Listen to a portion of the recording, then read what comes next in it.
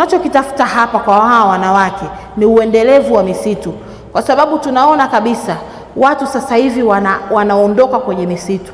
Nasema uongo? Kila mtu anakwenda kwenye biashara miezi mitatu. Sisi wengine tunalima na viazi lakini lazima uwe na mtoto wako sehemu unasikilizia mchongo, au sio wanawake?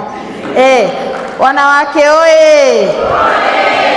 Yaani mimi misitu huwa naitaga kama mchongo fulani. Yaani unakuwa tu upo, hata kama maisha yako yanademadema, lakini kuna mchongo unausikilizia, upo chini.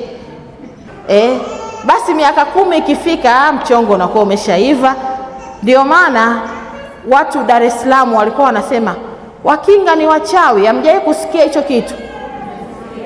Lakini haiko hivyo.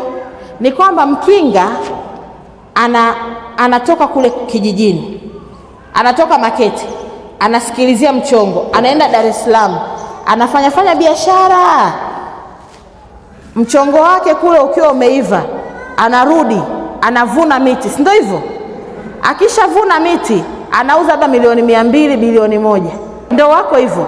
Akirudi Dar es Salaam anafungua duka kubwa, ananunua gari jipya, ananunua gorofa. Watu wanasema huyo mtu ni nani? Kumbe mtu alikuwa anasikilizia nini?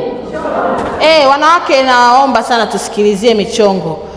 Kama unalea watoto wako, leo nina mfano huwa watoto, kwa sababu bado ni mwezi wetu sisi wanawake. Watoto unawalea, ukisikia kwa nini unatumia gharama kubwa hivi kuwalea watoto wako, utasikia nikizeeka nani atakuja kunilea?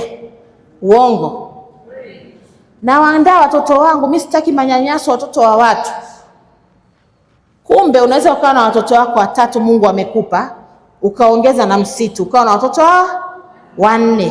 Sasa yule mtoto msitu lazima pia umlee kama mtoto, ukamhakikisha asipate moto. So unajua watoto tunavyolea kwa shida, akipita barabarani, rudi, unakimbia unamuokoa, si ndio hivyo?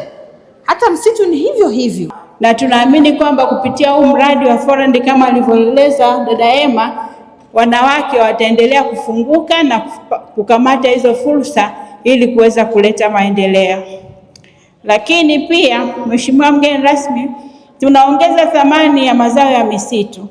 Wanawake wanahamasishwa kuingia katika kuchakata mazao ya misitu, kuchakata asali, kujishughulisha na kuongeza thamani na kutengeneza bidhaa mbalimbali. Kama ulivyoona vijana wetu pale wanatengeneza bidhaa mbalimbali, lakini ambazo zinaenda na umri wao, lakini pia zinatunza mazingira.